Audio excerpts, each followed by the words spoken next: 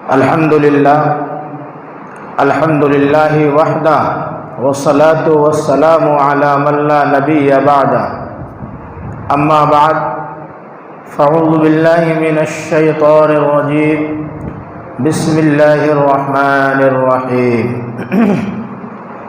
ان اول بیت وضع للناس للذی ببکۃ مبارکہ صدق اللہ العظیم وعن انس بن مالک رضی اللہ تعالی عنہ قال قال رسول اللہ صلی اللہ علیہ وسلم اللهم اجعل بالمدینة ضعفی ما جعلت بمکۃ من البرکہ رواہ البخاری وقال علیہ الصلاة والسلام اللهم بارک لنا فی ثمرنا وبارک لنا فی مدینتنا رواہ مسلم او کما قال علیہ الصلاة والسلام۔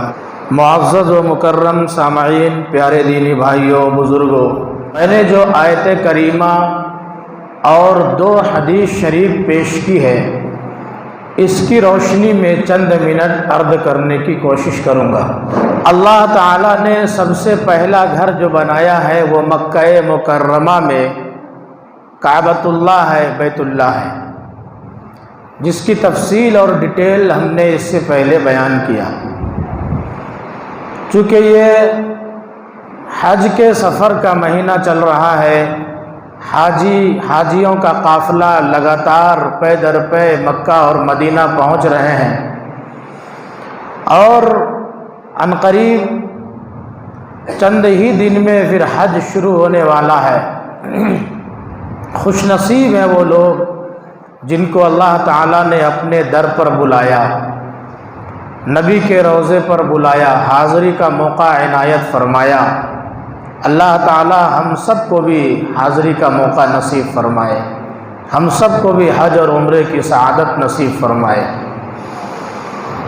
تو اللہ تعالیٰ نے مکے میں سب سے پہلا گھر بنانے کا حکم دیا فرشتوں کو، اس کے بعد حضرت آدم علیہ السلام کو، پھر حضرت شیث علیہ السلام کو، پھر حضرت ابراہیم و اسماعیل علیہ السلام کو، اس کے بعد یکے بعد دیگرے خانہ کعبہ میں بیت اللہ میں کچھ مرمت کا کام ہوتا رہا، کبھی اونچا کبھی نیچا، کبھی دروازے 2 کبھی دروازے 1، اس طرح سے 10 سے 12 مرتبہ کام ہوا، اور آج فنش ہمارے سامنے ہے۔ اب اس میں تو کوئی کام نہیں ہوتا، مسجد حرام میں البتہ نئے نئے ٹیکنیک لگائے جا رہے ہیں، جو چاروں بغل چاروں طرف مسجد حرام ہے۔ خانہ کعبہ جہاں پر ہے، وہاں سے لے کر کے زمزم کے کنویں اور صفا اور مروہ کے بیچ میں بے شمار مقبرے موجود ہیں، 70 سے زیادہ نبیوں کی قبریں ہیں۔ خود خانہ کعبہ کے بغل میں، یعنی کعبہ کی جو 4 دیواری ہے بیت اللہ کی، اس کے بعد ایک چھوٹی دیوار ہے جس کو حتیم کہا جاتا ہے، دونوں طرف سے دروازے ہیں۔ اس حتیم کے اندر بھی حضرت ہاجرہ اور حضرت اسماعیل علیہ السلام کے مقبرے موجود ہیں۔ بہرحال سب سے مقدس اور مبارک جگہ دنیا کی اللہ تعالیٰ نے کعبہ کو، مکہ کو بنایا، اور مکے میں جو حرم ہے، جہاں تک حدود حرم ہے وہ جگہ ہے دنیا کی مقدس ترین جگہ۔ حضرت ابراہیم علیہ السلام نے دعا فرمائی تھی، اے اللہ اس مکے میں برکت نازل فرما، اور یہاں کے رہنے والوں کو پھل اور فروٹ سے برکت نازل فرما، یہاں کے پھلوں میں برکت عطا فرما، یہاں رہنے والوں کو امن و امان عطا فرما، سکون عطا فرما، رہنے والوں میں برکت عطا فرما۔ تو مکے میں، وہاں کے پھلوں میں، پورے شہر میں ہر جگہ برکت ہی برکت ہے، رحمت ہی رحمت ہے، اللہ کی رحمت برستی ہے، ہر وقت اللہ کی رحمتوں سے وہ جگہ یعنی کعبۃ اللہ اور حدود حرم معمور رہتی ہے۔ اور ٹھیک کعبۃ اللہ کے اوپر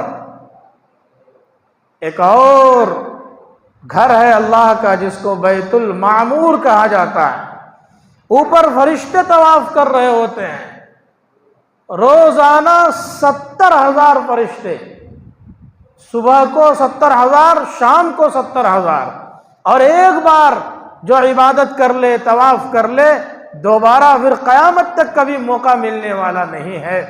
یعنی اوپر بھی طواف ہو رہا ہے، عبادت ہو رہی ہے، اور سیدھے میں نیچے خانہ کعبہ میں بھی طواف ہو رہا ہے، عبادت ہو رہی ہے۔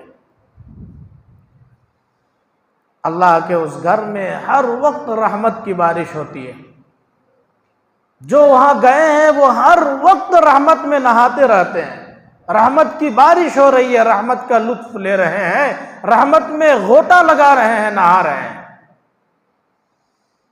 اسی طرح اللہ تعالیٰ نے اس جگہ امن رکھا ہے، وہاں کوئی کسی کو مار نہیں سکتا، قتل نہیں کر سکتا۔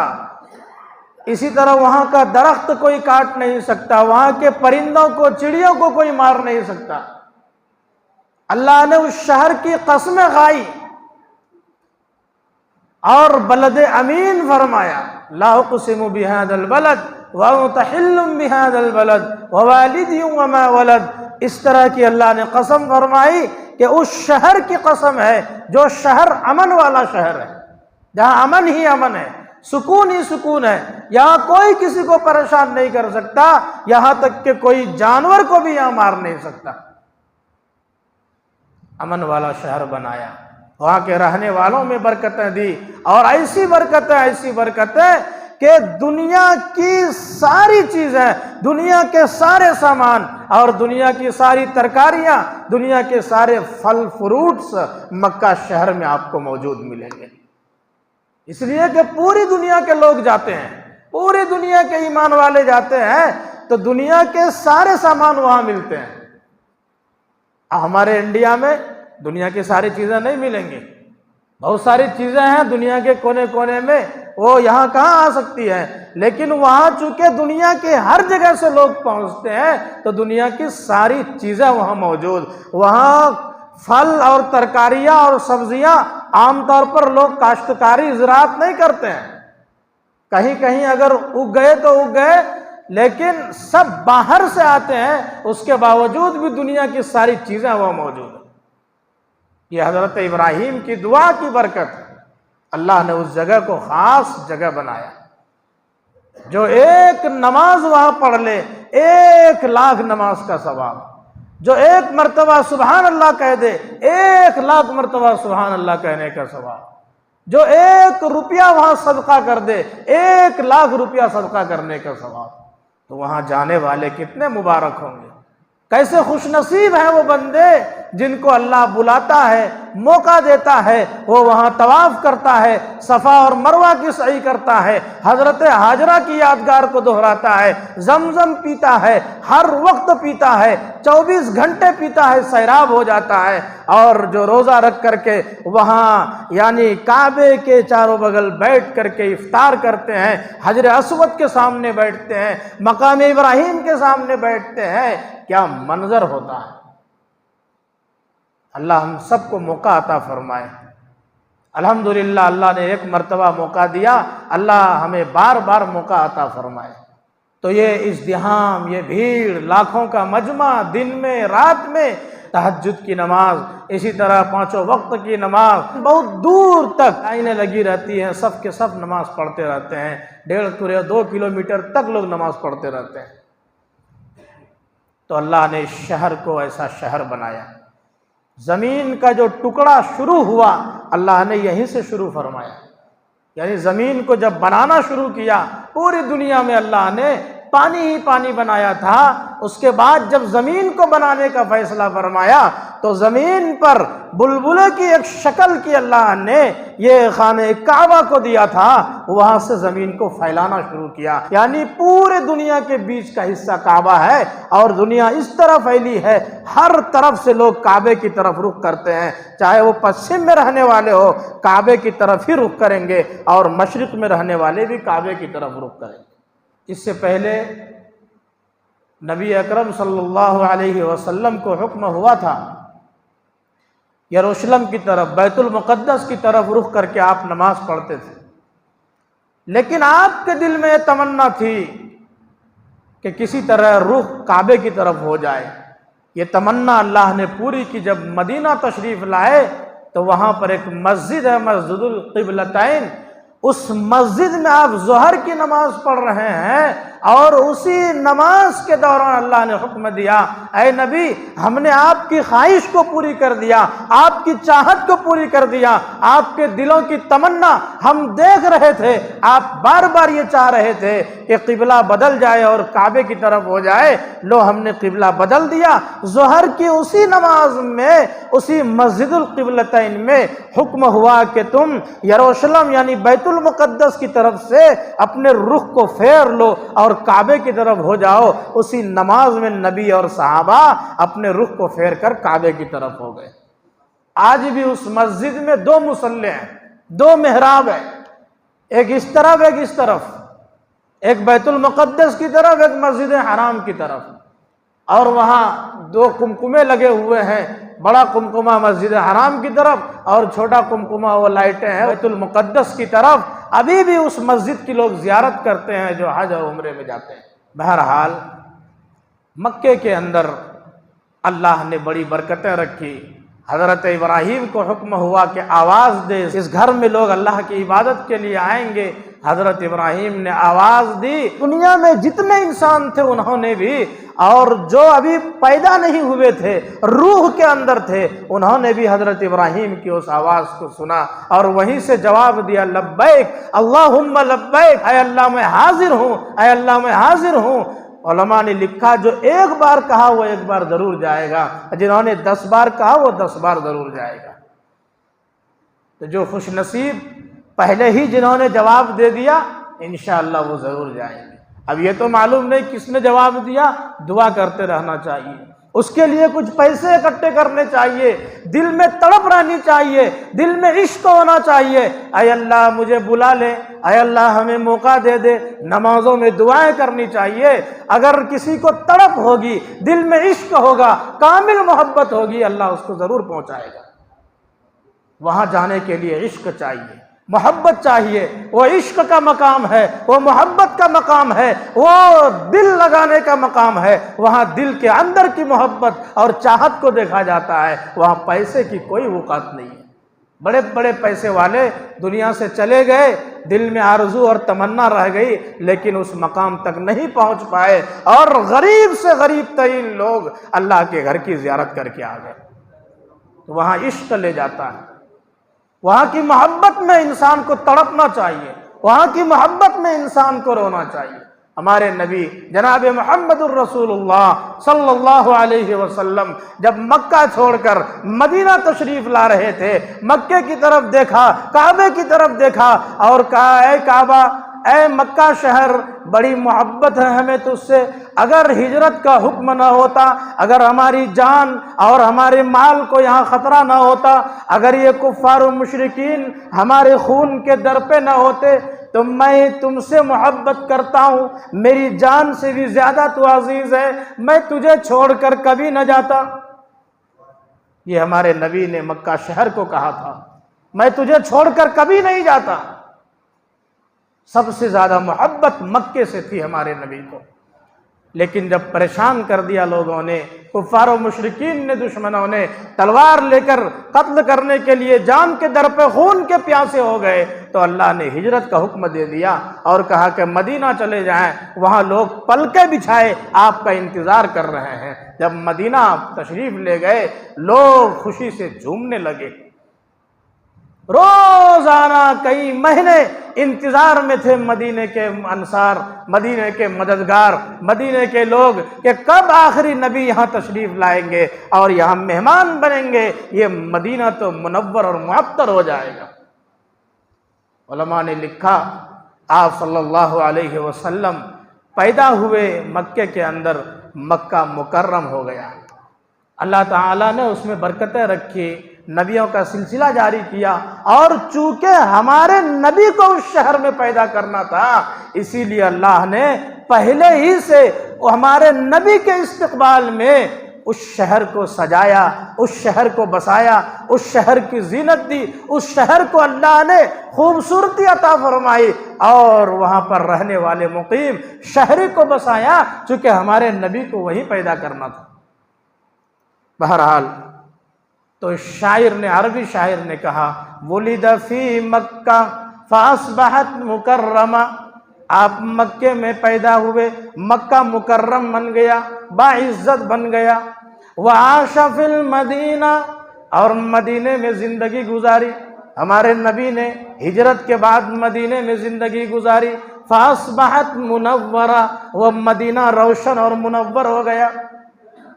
اب عربی شاعر کہتا ہے اے لوگو، اگر تم نبی کو اپنے دل میں داخل کر لو تو تمہارے دل بھی مطہر ہو جائیں گے، تمہارے دل پاکیزہ اور نورانی ہو جائیں گے۔ وَدَخَلَ فِي قُلُوبِنَا فَأَصْبَحَتْ مُطَهَّرًا، اگر دل میں نبی کو داخل کر لو تمہارے دل پاکیزہ ہو جائیں گے، منور اور روشن ہو جائیں گے، تمہارے دل سے گندگی اور غلاظت نکل جائے گی، تمہارے دل میں خدا کی یاد آ جائے گی، تمہارے دل سے گناہوں کی غلاظت بالکل ختم ہو جائے گی، اور اللہ تعالیٰ پھر تم کو مکہ اور مدینہ کی ضرور زیارت کرائیں گے۔ نبی کو دل میں داخل کرنے کی ضرورت ہے۔ جب آپ صلی اللہ علیہ وسلم مدینہ تشریف لائے، اس سے پہلے اس شہر کا نام، مدینہ کا نام یثرب تھا، بیماری کی جگہ۔ کیا تھا؟ یثرب۔ مدینہ کو لوگ یثرب یا یثرب کہتے تھے، یعنی بیماری کی جگہ، یہاں جو بھی آتا ہے بیمار پڑ جاتا ہے، یہ ان کا عقیدہ تھا، اور ہوتا بھی ایسا ہی تھا کہ یہاں جو بھی آتا، یہاں کی آب و ہوا موافق نہیں آتی اور وہ بیمار پڑ جاتا، ایسا زبردست بخار آتا کہ وہ بخار اترتا ہی نہیں تھا۔ حضرت ابوبکر صدیق رضی اللہ عنہ، حضرت بلال رضی اللہ عنہ کو شروع میں بخار نے پکڑ لیا تھا۔ ہمارے نبی نے دعا فرمائی اے اللہ مدینے کی ہوا کو خوشگوار بنا دے، یہاں کی بیماریوں کو شفا میں تبدیل فرما دے، اور بخار کو اور بیماری کو دوسری جگہ بھیج دے۔ اور اس مدینے کے اندر اے میرے مولا دگنی برکت عطا فرما۔ حضرت ابراہیم نے مکے کے لیے دعا کی تھی، مکے میں برکت آپ نے دی، حضرت ابراہیم کی دعا کی برکت سے آپ نے مکے کو بالکل بابرکت بنا دیا۔ اے میرے مولا مدینے کو دگنی بابرکت بنا دے، دوہری بابرکت بنا دے۔ ایک تو حضرت ابراہیم کی دعا کی برکت سے مکہ بابرکت بنا، تو اس دعا کی برکت سے مدینے کو بھی بابرکت بنا، اور میری وجہ سے مدینے کو ڈبل بابرکت بنا دے۔ اللہ نے وہ دعا قبول فرمائی، اور مدینے میں اب جب جائیں گے، مکے میں تو ہریالی کم ہے، بالکل نہ کے برابر، لیکن مدینے میں ہریالی ہی ہریالی ہے، مدینے میں برکتیں ہی برکتیں ہیں، مدینے میں باغ ہی باغ ہیں، کھجوروں کے باغ، ایک لائن سے باغیچے ہیں، اور ہرے بھرے جھاڑ اور درخت ہیں، اور اتنی برکت ہے، وہاں کے لوگ خوشحال ہیں، سرسبز ہیں، تر و تازہ ہیں۔ نبی نے دعا فرمائی اے اللہ جو اس مدینے میں مر جائے اس کی مغفرت فرما، یہاں رہنے والوں کی مغفرت فرما۔ اور فرمایا اے لوگو اگر تمہیں مرنے کی تمنا کرنا ہے تو مدینے میں مرنے کی تمنا کرو، مدینے میں مرنے کی دعا کرو، یہ وہ جگہ ہے یہاں آ کے جو مرے گا میں ضرور اس کی سفارش کروں گا، میں گواہی دوں گا کہ یہ ایمان والا ہے، اور اس کو جنت تک پہنچاؤں گا۔ سب سے پہلے اس کی سفارش ہوگی جو مدینے میں جنت البقیع میں دفن ہے۔ مسجد نبوی مدینے میں آپ صلی اللہ علیہ وسلم جہاں تشریف فرما ہے، آرام فرما ہے، اس کے بائیں سائیڈ میں جنت البقیع ہے۔ اللہ اکبر، اللہ اکبر۔ جب اس قبرستان سے آپ گزریں گے، خدا کی قسم وہ خوشبو آتی ہے کہ دنیا میں کسی عطر میں اور کسی بھی مشک و زعفران میں وہ خوشبو نہیں ہے۔ قدرتی خوشبو، قدرتی ہوائیں، اور وہ سکون کہ آپ جب جائیں گے تو آپ ہی محسوس کریں گے، زبان سے اس کو بتلایا نہیں جا سکتا۔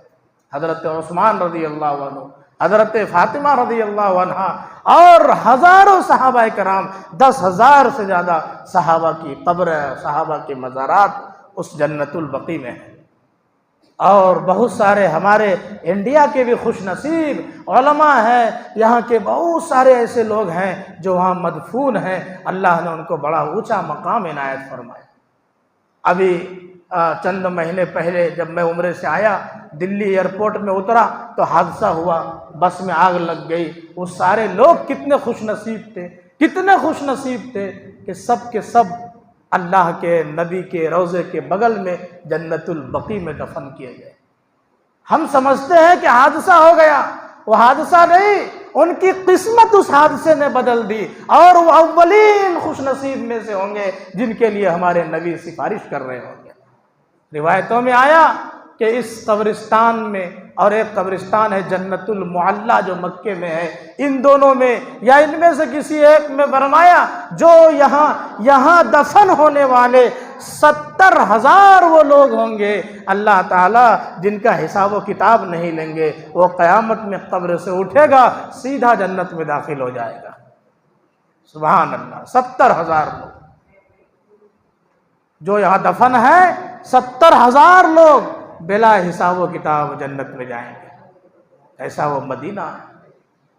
اس کے بعد فرمایا کہ جو لوگ مدینے میں رہتے ہیں اور ان کو کسی طرح کی پریشانی مصیبت آ جاتی ہے اور وہ اس مصیبت پر صبر کرتا ہے، فرمایا کہ ایسے لوگوں کے لیے میں سفارش کروں گا، ان کے ایمان کی گواہی دوں گا، یعنی میں اس کے لیے جنت میں بھیجنے کا انتظام کروں گا۔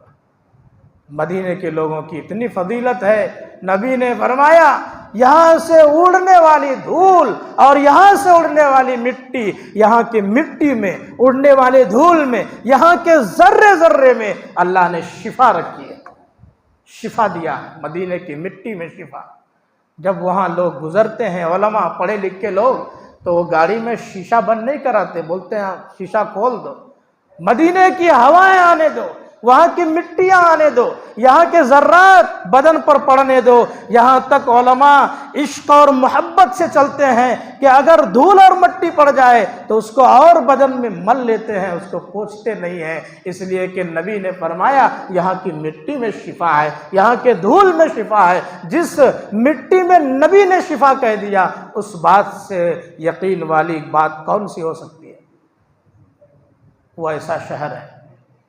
بہرحال، اور ایک وادی ہے، وادی بطحان، مدینے کے اندر ایک بستی ہے، وہاں بھی باغات ہیں۔ اس کے بارے میں تو کلیئر فرمایا کہ اس وادی میں جو آ جائے، اس وادی کی ہواؤں میں، یہاں کی مٹی میں شفا ہی شفا ہے، جس کو خاک شفا کہا جاتا ہے۔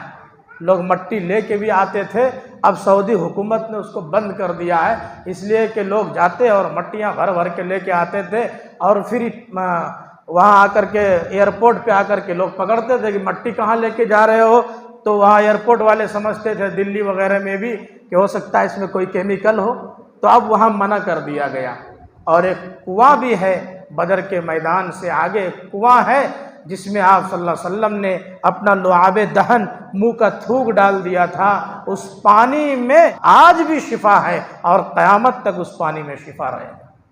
جو اس پانی کو پی لے، بڑی سے بڑی بیماری اس پانی کے پینے سے ٹھیک ہو جاتی ہے، یقین سے پینے سے، اللہ نے اس میں شفا رکھی ہے۔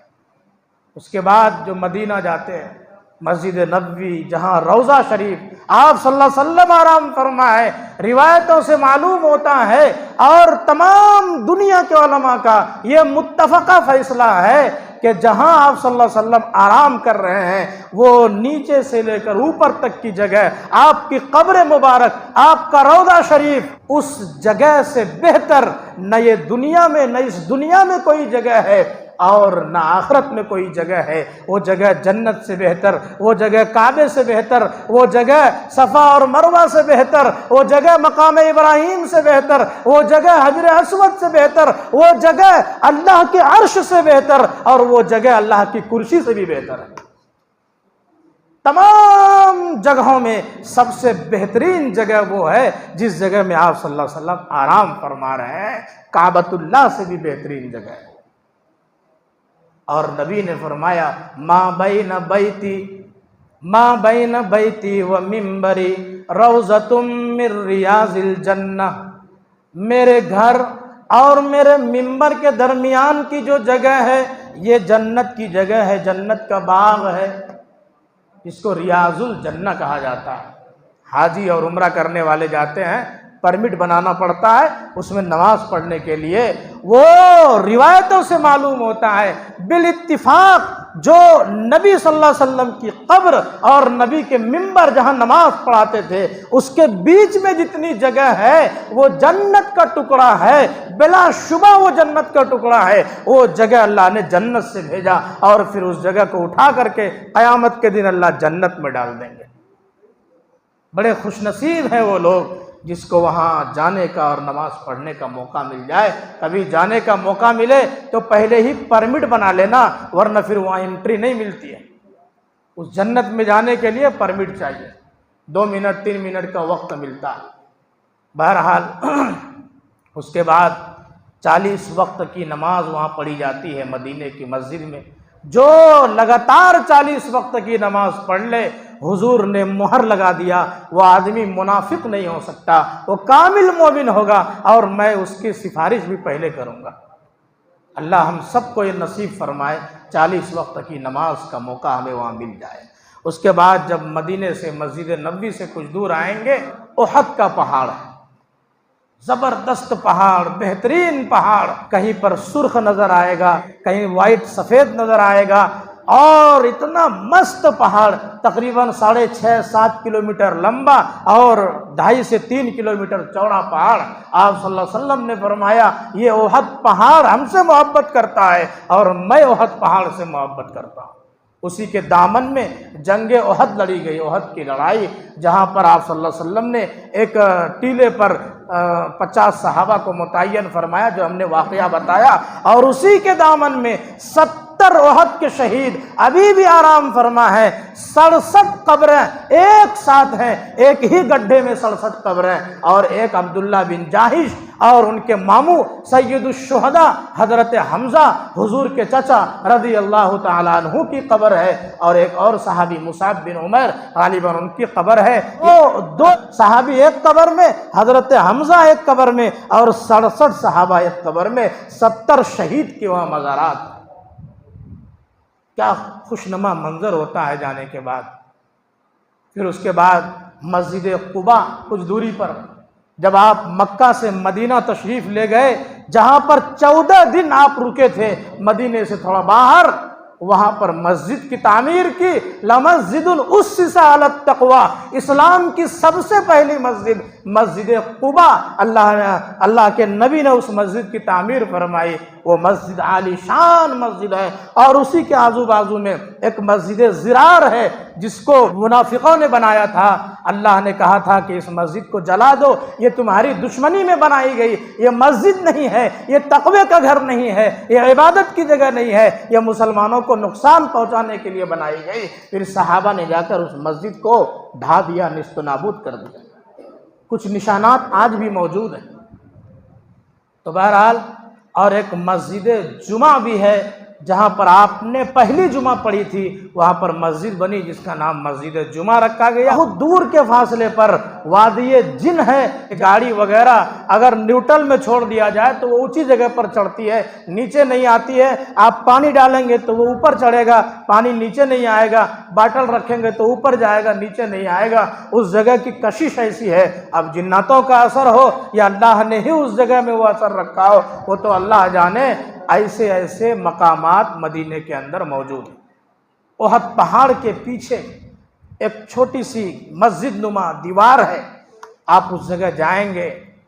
آپ صلی اللہ علیہ وسلم کو جب تیر لگے تھے جنگ احد میں، صحابہ نے اٹھا کر کے وہاں پہاڑ کے بیچ میں ایک غار کے مانند ہے، اس میں لٹایا تھا دشمنوں سے بچانے کے لیے، اور آپ کے سر مبارک کو جس سوراخ میں رکھا تھا وہ طاق نما ایک سوراخ ہے، اس سوراخ میں ابھی بھی آپ جائیں گے، اس کو آپ دھو کر کے کپڑے سے پوچھ کر کے آپ سونگھیے تو نبی کے زمانے کی ایسی خوشبو آپ کو آئے گی کہ آپ نے دنیا کے اندر وہ خوشبو کبھی سونگھا نہیں ہوگا۔ وہ قدرتی خوشبو اس طاق میں، اس گڑھے میں آج بھی موجود ہے۔ ایسے ایسے مناظر، ایسے ایسے قدرت کے عجائب اللہ نے مدینے میں رکھے ہیں۔ مدینے میں برکتیں ہی برکتیں ہیں، وہاں کی ہواؤں میں برکتیں ہیں، فضاؤں میں برکتیں ہیں، شفا ہی شفا ہے۔ اللہ نے فرمایا، اللہ کے نبی نے فرمایا کہ اگر تمہیں تمنا کرنا ہو کہ مجھے موت مدینے میں آئے تو ضرور تمنا کرو، ضرور تمنا کرو، یہاں مرنے والا خوش نصیب اور یہیں کے مرنے والے پہلے جنت میں جائیں گے۔ ہمارے نبی وہاں موجود ہے، ہمارے نبی کے صدقے میں یہ دنیا بنی، ہمارے نبی کے صدقے میں ہمیں اور آپ کو ایمان ملا اور سکون سے عزت سے ہے۔ ہمارے نبی کے صدقے میں ساری چیزیں ہیں، تو جہاں ہمارے نبی ہیں وہ شہر کتنا پاکیزہ ہوگا، وہ شہر کتنا مقدس ہوگا، وہ جگہ کتنی پاکیزہ ہوگی، وہ جگہ کتنی متبرک اور مقدس ہوگی۔ اللہ ہم سب کو اس جگہ کی زیارت کا موقع عنایت فرمائے۔ مدینہ کیسی بستی ہے، رات دن اللہ کی رحمت برستی، ان کی آنکھوں کا نور تو دیکھو جس کا دیکھا ہوا مدینہ ہے، جس کا دیکھا ہوا مدینہ ہے۔ عشق ہونا چاہیے، تڑپ ہونی چاہیے، دل میں نبی کا عشق ہو، محبت ہو، گناہوں سے توبہ ہو اور اس جگہ کو دیکھنے کی تڑپ ہوگی، خود بخود ہم گناہ نہیں کریں گے، دعائیں کریں گے تو اللہ تعالیٰ ضرور وہاں جانے کا راستہ ہمیں عنایت کرے گا اور ضرور وہاں تک پہنچائے گا۔ اللہ کے نبی ضرور ہمارے لیے دعا کریں گے اور اللہ ضرور ہمیں توفیق عنایت فرمائے گا۔ اللہ ہم سب کی حاضری وہاں لکھ دے اور جلد از جلد لکھ دے، آمین یا رب العالمین۔ جو لوگ گئے ہیں اللہ اس کے حج کو قبول فرمائے، جو نہیں جا سکے اللہ جلد از جلد حاضری کی توفیق عطا فرمائے۔ وآخر دعوانا ان الحمد للہ رب العالمین۔